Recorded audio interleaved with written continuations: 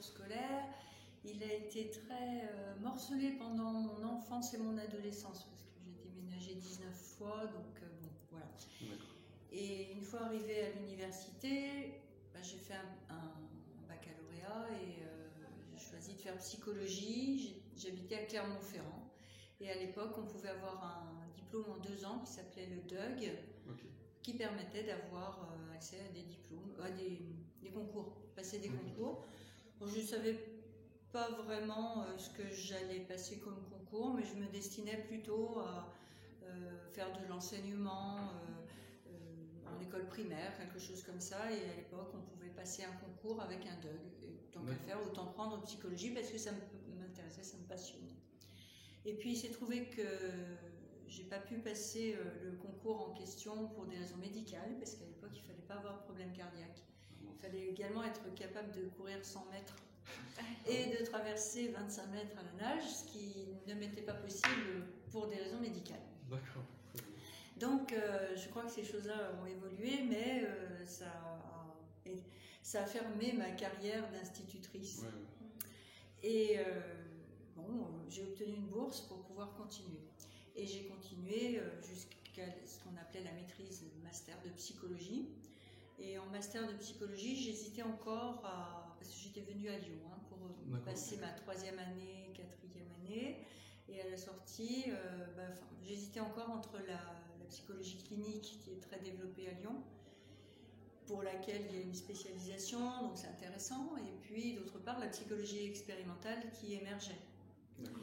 Et pour laquelle il n'y avait pas encore de psychologie cognitive. Mais j'étais quand même intéressée, j'avais fait un stage en maîtrise, j'étais tellement intéressée que j'ai fait une double maîtrise. On pouvait faire ça à l'époque, un peu comme votre double licence. Et donc j'ai 2 maîtrises, une en psychoclinique et une en psycho-expérimentale, on va dire. Et après ça, je devais, dans mes projets, travailler rapidement, donc faire un DESS, c'est-à-dire un Master 2 professionnalisant, qui donnait un titre de psychologue spécialisé en gériatrie à l'époque. Je savais que j'avais à la clé un emploi dans un hôpital où les gens me voulaient. Et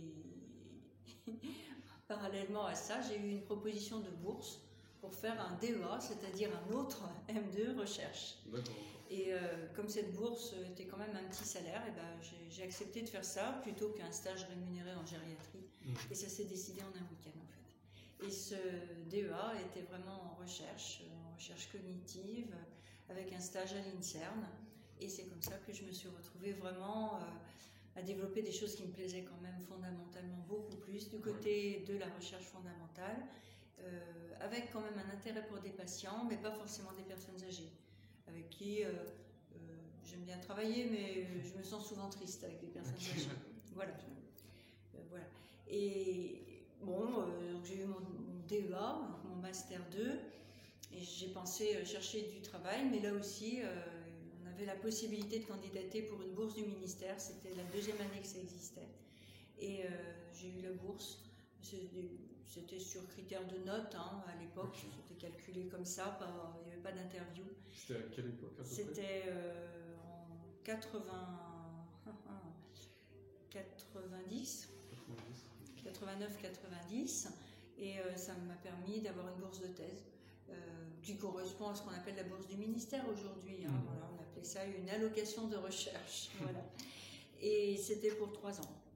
Et puis finalement, pendant ces 3 ans, j'ai eu l'opportunité d'avoir un poste à TER. Alors ça, c'est un poste où on fait de l'enseignement. Et donc j'ai démissionné de ma bourse pour prendre le poste à TER, parce que déjà l'équipe en avait besoin pour avoir des cours qui soient assurés. Et puis c'était à peu près l'équivalent au niveau salaire. Et surtout, ça faisait un CV plus riche pour la partie enseignement, et je savais que si je voulais être enseignant-chercheur, ce serait bien, donc j'ai fait ça. Mais à l'époque, c'était un temps plein d'enseignement, c'était comme maître de conf, mais sans être maître de conf. D'accord. Et puis est arrivée la publication des postes, et il y a eu une publication de postes qui était dans mes cordes, poste de maître de conférence à Lyon 2, mais pour ça, il fallait que je termine ma thèse plus vite. Donc Donc je l'ai faite en 2 ans et demi. Ok. Et j'ai soutenu, et j'ai pu candidater. Et c'est vrai que dans les années 90, il y avait quand même moins de candidats qu'aujourd'hui. Bon, je pense que c'est une des raisons pour lesquelles je l'ai eu du premier coup. J'ai eu un poste tout de suite. J'avais 26 ans, quoi. Voilà. Donc tout s'est passé, tout s'est enchaîné extrêmement rapidement. Et je me suis retrouvée enseignant-chercheur à 26 ans. Et très contente de l'être parce que c'était une sécurité de l'emploi, une possibilité de rester à Lyon aussi parce que j'avais ma vie personnelle ici. Et voilà, j'ai tout de suite beaucoup aimé. À la fois l'aspect enseignement, auquel j'étais déjà habituée avec le poste à TER. Et c'est un goût qui n'a pas disparu. C'est vraiment l'enseignement, c'est quelque chose qui me plaît. Mais j'ai découvert aussi tout ce qu'il y avait du côté de la recherche, que j'avais déjà un petit peu appréhendé pendant mes stages en DEA, pendant ma thèse, mais c'était très court. J'avais très peu d'expérience finalement dans le monde de la recherche, mais une bonne expérience parce que mes stages étaient à l'INSERM, dans une équipe vraiment formidable, où les gens s'entendaient bien, où il y avait beaucoup d'émulation, où c'était sur des thématiques très innovantes. On travaillait sur l'EEG, sur le maillage du cerveau, il y avait beaucoup de neuropsychologie. Et de manière très humaine aussi, avec une prise en compte des patients, de leurs particularités, beaucoup d'échanges avec les hôpitaux, et puis aussi une vie culturelle autour du laboratoire avec des gens, des chercheurs qui étaient aussi des gens très cultivés, qui étaient cinéphiles, qui lisaient, voilà, et ça a fait de moi un début d'adulte qui a éveillé sa curiosité. Voilà. Et j'ai continué en restant maître de conf à Lyon. Ce poste, je l'ai eu en 93. Voilà. Donc ça fait combien, vous calculez? Ça fait 30 ans que je suis ici. Et parallèlement à ça, au niveau de la recherche, j'ai fait plusieurs laboratoires. Au début, j'étais dans un labo qui s'appelait LEACM, qui était le laboratoire d'études. Comment c'était? LEACM, laboratoire d'études des comportements et modélisation, voilà, qui n'existe plus. C'était un laboratoire de psychologie différentielle qui a assez rapidement disparu. Et puis Olivier Koenig est venu installer la neuropsychologie à Lyon 2 en 1994.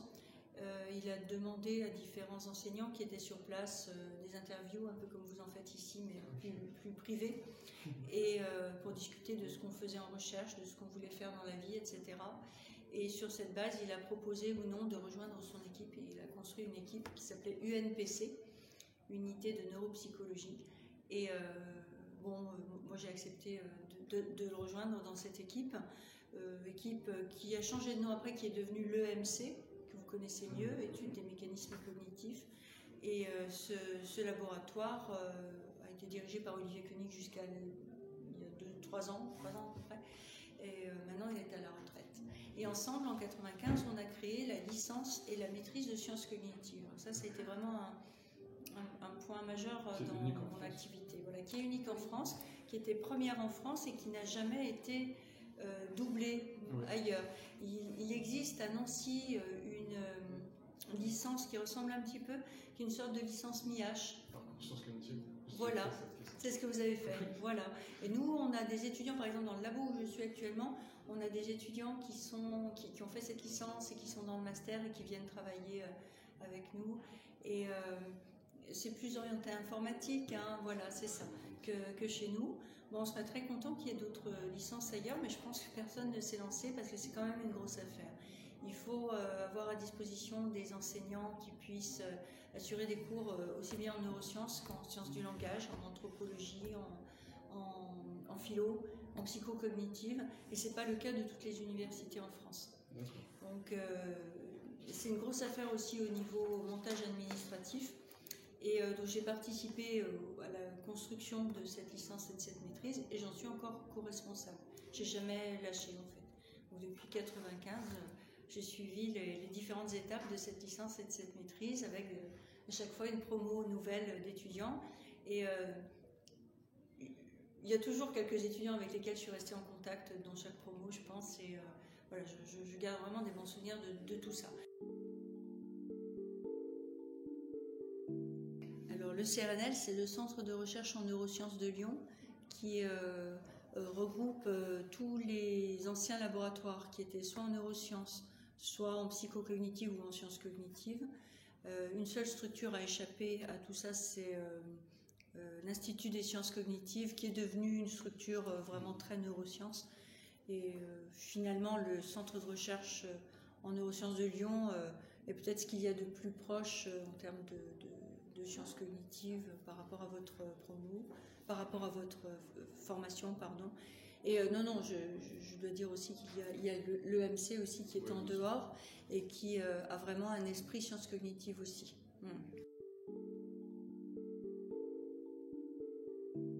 Je crois que ce qui m'a plu, c'est l'aspect vraiment pluridisciplinaire. C'est pas artificiel du tout, mon goût pour ça. J'ai vraiment besoin déjà de travailler sur plusieurs thématiques. Je pense que j'aurais été très malheureuse de travailler seulement sur le langage ou seulement sur l'épilepsie, voilà. Donc déjà au niveau des thématiques, j'ai besoin, à cause de ma personnalité, de m'intéresser à plusieurs choses. Pas forcément en même temps, mais ça peut être successif. Mais voilà, des centres d'intérêt variés. Et le fait qu'on puisse, en plus, autour d'une même thématique, avoir des apports de la neuropsycho, de la psychocognitive, qui est ma formation, des neurosciences, où je me suis formée par la suite. La neuropsychologie, moi je me suis formée sur le tas aussi, mais en voyant aussi des patients, c'est pas simplement une connaissance littéraire. Je me suis formée à la linguistique, surtout à la phonétique. Tout ça, ça m'a permis vraiment d'apprécier tout ça et d'apprécier aussi, de travailler en profondeur sur une même thématique, mais avec cette variété des angles de vue.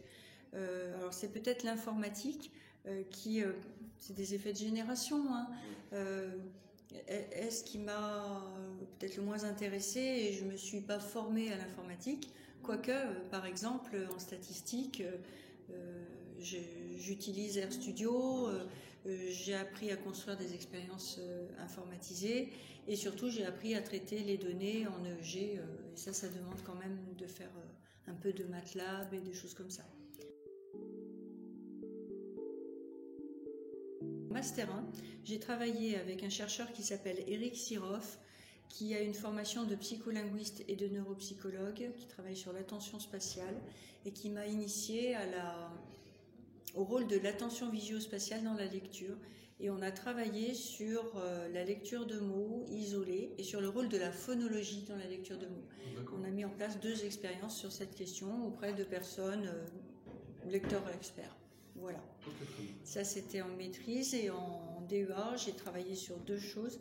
J'ai travaillé sur la catégorisation sémantique, et j'ai travaillé sur, toujours pareil, le rôle de la phonologie en lecture, mais en approfondissant. Et en thèse, j'ai fait une thèse sur ce que j'ai traité en DEA.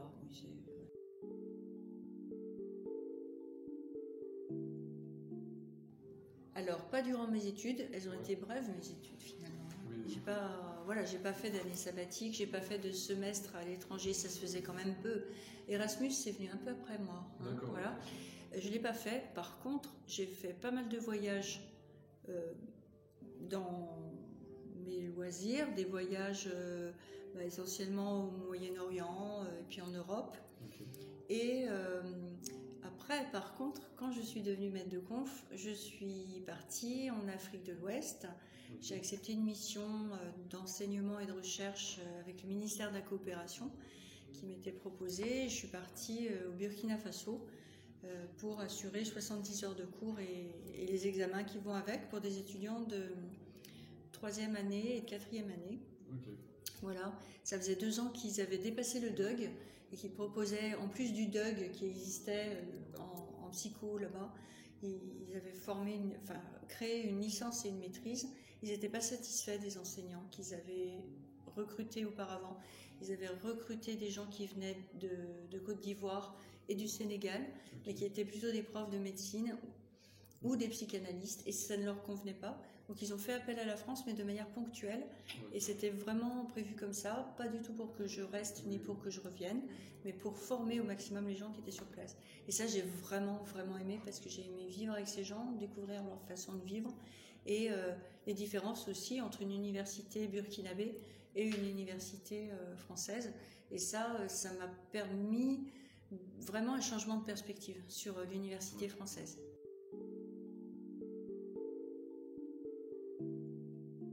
Alors, je crois que vraiment, ce qui m'a le plus apporté de plaisir, c'est de réaliser assez tardivement dans ma carrière un rêve qui était de faire moi-même une expérience en électroencéphalographie du début à la fin. Okay.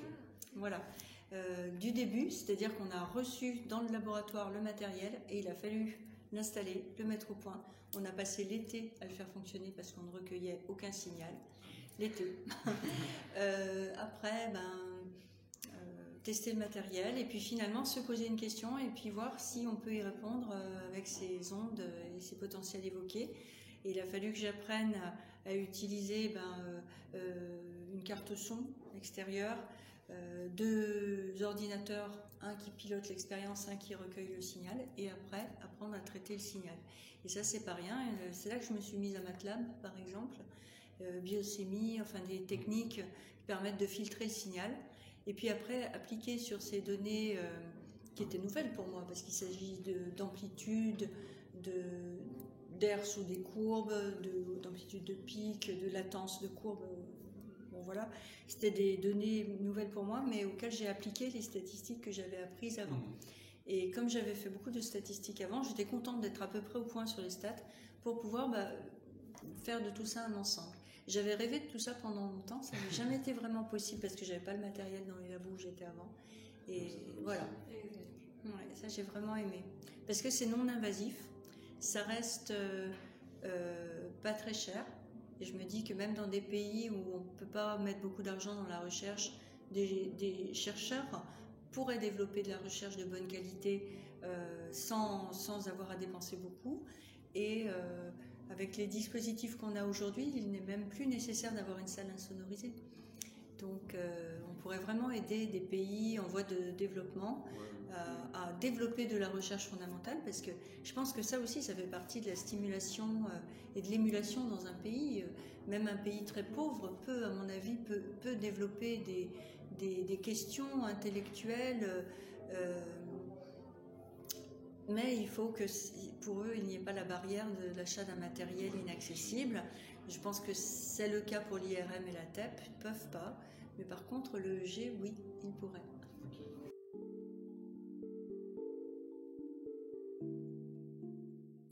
Alors je pense qu'il faut avoir une bonne théorie de l'esprit pour enseigner. Et pour que ça se passe bien en cours. Je pense que quelqu'un qui relève du spectre autistique peut très bien enseigner, mais ne prendra pas plaisir à enseigner. Et les étudiants auront peut-être des difficultés à rester accrochés en cours. Je pense qu'il faut vraiment prendre en compte les expressions des étudiants pour comprendre quand ça va plus, pour comprendre quand il faut ramener le calme ou répondre à des questions qui sont un peu invisibles et que les étudiants n'osent pas poser. Je pense que donc il faut s'intéresser à l'état d'esprit, mais aussi l'état de connaissance où sont les étudiants. Et pour ça, il faut avoir un minimum de ce qu'on appelle la théorie de l'esprit, ou plus simplement de l'empathie. Oui, bien sûr. Voilà. Je pense qu'il faut aussi avoir de la patience, parce que c'est pas évident de passer d'une activité de recherche où on est sur des choses très pointues, très complexes, à une autre activité où on va expliquer les rudiments de notre discipline à des jeunes qui sont en train de découvrir. Et ça demande de la flexibilité aussi, je pense, la flexibilité mentale. Je pense que c'est mieux d'être à l'écoute. Je pense qu'il y a aussi des enseignants qui sont des très bons enseignants dans l'amphi, qui ne vont pas forcément être à l'écoute en dehors, mais pour avoir vraiment un bon contact avec les étudiants et prendre du plaisir à enseigner, il faut ce temps d'écoute en plus à côté. Sans ça, je ne saurais pas à qui je m'adresse. Et je pense que je passerais à côté de la jeunesse qui se développerait autour de moi sans les connaître. Pour la recherche, je pense que les qualités sont très différentes. Et je pense qu'il faut être un peu mondain. C'est une qualité que je n'ai pas. Je pense qu'il faut fréquenter les congrès, il faut faire du réseau, il faut aller fréquenter des gens, même quand on ne les apprécie pas forcément, pour se faire un bon réseau de personnes qui nous seront utiles plus tard. Des qualités relationnelles. Voilà, des qualités relationnelles. Je ne dis pas que c'est utilisé à mauvais escient quand on est mondain, mais moi j'ai un petit peu des difficultés avec ça. Alors j'aime bien discuter avec les gens, mais le faire d'une manière politique, mais un petit peu difficile. Je n'ai pas forcément les clés pour ça. Et je pense qu'un bon conseil à donner à un jeune chercheur, c'est quand même de faire l'effort de faire ça. Et de demander des conseils à des chercheurs qui savent le faire. Et pour ça, il faut prendre sur soi, parce qu'il ne faut pas être trop timide, il faut être assez sûr de soi, il faut prendre sur soi pour aller aborder un grand chercheur, discuter avec lui, aller vanter un peu la qualité de ce qu'on a sur son poster ou de ce qu'on est en train de faire. Et je suis par nature quelqu'un de timide, et autant je peux être assez extravertie en cours dans des situations plus de type congrès, je le suis moins. Je pense qu'il faut, dans le domaine de la recherche, être patient aussi. Il faut, être tout le temps se remettre en question, pas simplement pour prendre du recul sur sa recherche, ça c'est banal, mais surtout pour s'adapter très très rapidement aux nouvelles techniques, aux nouvelles technologies. Sans arrêt, on a des manières nouvelles d'utiliser RStudio, qui avant était R sous une autre forme, qui s'appelait Z d'ailleurs. Enfin bon, vous voyez, tout cela vous échappe parce que vous avez RStudio, mais nous, on est passé par toutes les étapes antérieures. Et ça a quelque chose d'intéressant, mais si on n'a pas cette flexibilité, je pense qu'on n'y arrive pas. Je pense aussi qu'il faut, pour prendre du plaisir à la recherche, arriver à avoir des amis dans la recherche. Et là, je ne parle pas du côté mondain, je parle du côté vraiment ami, vrai collègue avec qui on arrive à tisser des liens solides pour travailler ensemble. Et des liens solides aussi avec des étudiants de haut niveau, de type master, doctorants, postdoc, qui sont plus, ils sont chercheurs quand ils sont postdoc. Arriver à avoir des relations solides avec ces gens-là, parce que c'est eux notre petite équipe, et avoir un bon noyau, c'est très porteur. Actuellement, je travaille beaucoup sur l'aide au langage pour des personnes qui ont des difficultés de langage à travers la musique et le rythme. Alors, je fais de la stimulation rythmique de différentes manières, avec de l'amorçage rythmique avant la lecture, pour des enfants dyslexiques, dysphasiques et jeunes lecteurs, apprentis lecteurs. Je fais également une recherche dans laquelle on propose des petites séquences vidéo aux parents dans lesquelles il y a uniquement des exercices de rythme sans langage. Les enfants font les jeux avec leurs parents à la maison. Ça doit les aider à apprendre à se synchroniser avec un rythme. Et ça c'est quelque chose qui est proposé à des enfants dysphasiques, qui ont un trouble développemental du langage, ou des enfants qui bégayent. Et on les teste avant et après cette courte série de jeux qui ne dure que quelques semaines, 6 minutes par jour, 3 jours par semaine. Et on a déjà observé des effets positifs sur la lecture pour ceux qui lisent déjà, sur la grammaire pour ceux qui ne lisent pas encore, qui ont des problèmes de grammaire dans le cas de la dysphasie, et sur la concentration, meilleure capacité de concentration. Je travaille également sur l'aide à l'apprentissage de l'anglais pour des étudiants non dyslexiques ou dyslexiques, avec un programme qu'on a mis au point. Enfin, on a plusieurs programmes qu'on met au point et dont on teste la validité. On recherche d'ailleurs des étudiants qui voudraient bien participer à tout ça et qui auraient ça gratuitement. On teste avant, après, etc. Et puis, qu'est-ce que je fais encore ? J'ai mis un peu en stand-by ce que je fais sur l'épilepsie, mais c'est prévu. On est en train de mettre en place une reprise du travail sur l'épilepsie chez l'enfant l'année prochaine. Moi, j'ai une passion pour l'histoire, le monde médiéval, l'archéologie. Il y a des fouilles archéologiques sur le campus de Bron actuellement. Donc, je suis complètement fascinée, voilà. J'aime beaucoup l'art et particulièrement le cinéma. Ok. J'aime beaucoup la peinture. Voilà. J'aime beaucoup découvrir des pays en allant passer du temps dans les pays. Moi, j'aime beaucoup les pays d'Afrique, Afrique de l'Ouest en particulier. J'aime beaucoup lire aussi. Je lis bien sûr pour mon travail, mais en dehors de ça, je lis beaucoup de fiction. Je lis beaucoup de romans en littérature française, mais aussi en littérature étrangère. J'aime beaucoup la littérature irlandaise, que je lis en français, traduite en français. Et une forme de littérature américaine qui s'appelle l'école du Montana, qui est un groupe d'auteurs un peu comme l'école de Brive en France, qui s'intéresse surtout au monde de la nature aux États-Unis. Je suis très peu attirée par le monde urbain. Voilà, et j'aime beaucoup la littérature asiatique également.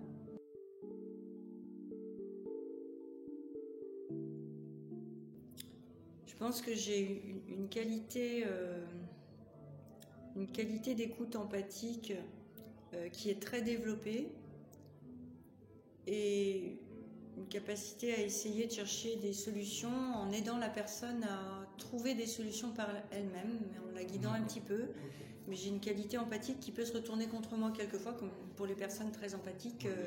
Voilà, mais j'essaye.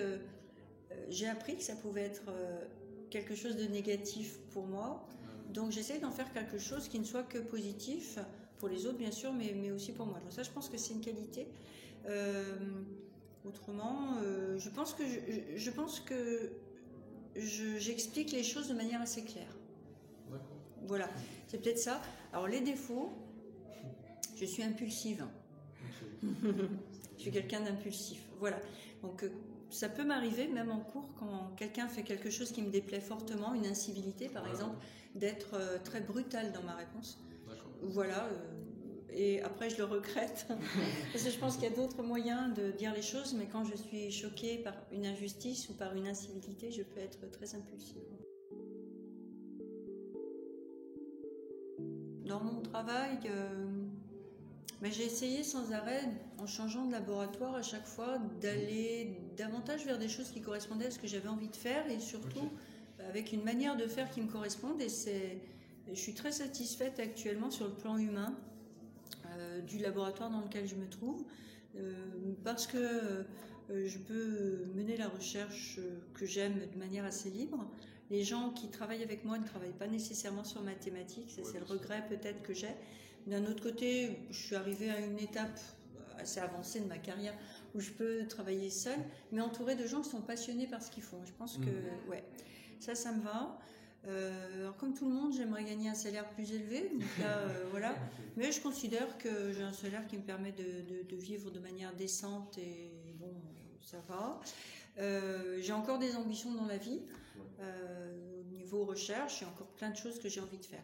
Au niveau humain, oui, il y a des choses que j'aimerais développer parce que je pense que j'ai des défauts. Je vous ai pas dit tous mes défauts. Je vous ai parlé de mon impulsivité parce que vous me demandiez le défaut, le pire. J'aimerais développer ma patience. Je pense que je ne suis pas assez patiente dans certains domaines dans ma vie personnelle. J'aimerais passer du temps à faire davantage de harpe parce que j'aime bien jouer de la harpe. J'aimerais développer le chant. Enfin bon, oui, il y a des choses que j'aimerais améliorer. Et je pense qu'il y a plein de choses que je pourrais faire pendant ma retraite.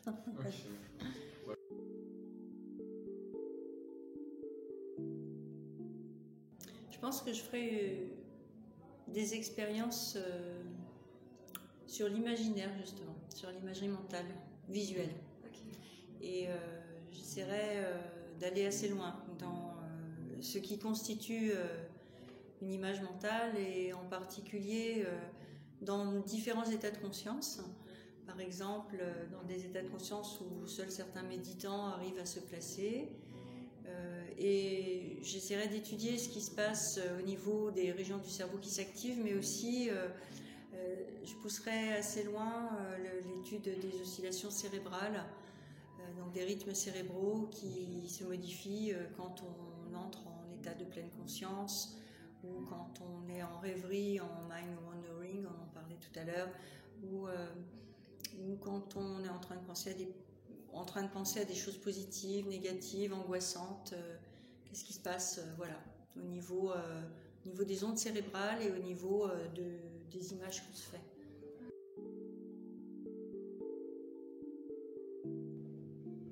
Je pense que j'aurais saisi davantage, ou je serais allée rechercher davantage l'occasion de partir 6 mois, voire 1 an à l'étranger pour travailler dans un autre laboratoire. Je l'ai fait en changeant de laboratoire parce que j'en ai eu plusieurs, mais en restant en France pour des raisons personnelles. Mais je pense que si c'était à refaire, en sachant ce qui se passe après, je serais partie. Oui, je serais partie. Alors pas nécessairement aux États-Unis, c'est vraiment pas mon rêve, mais je serais peut-être partie en Écosse. Je serais partie, je pense, à Édimbourg. Un conseil, restez émerveillé et gardez votre capacité d'émerveillement pour toujours.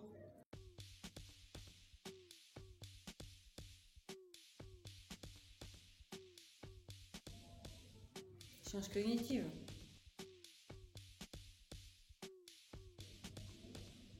Yann. Ah, dopamine. Waouh. Quantitative quand même. Psychométrie. Anglais. Mémoire à long terme. Talk. Ah, connectionnisme.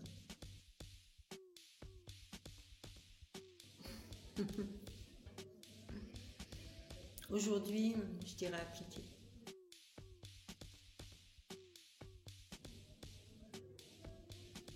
Tabula rasa.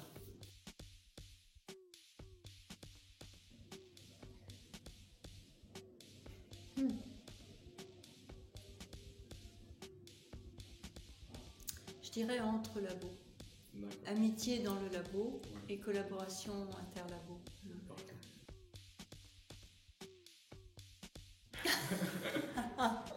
Je travaille sur les deux, mais peut-être plus le frontal. Recherche.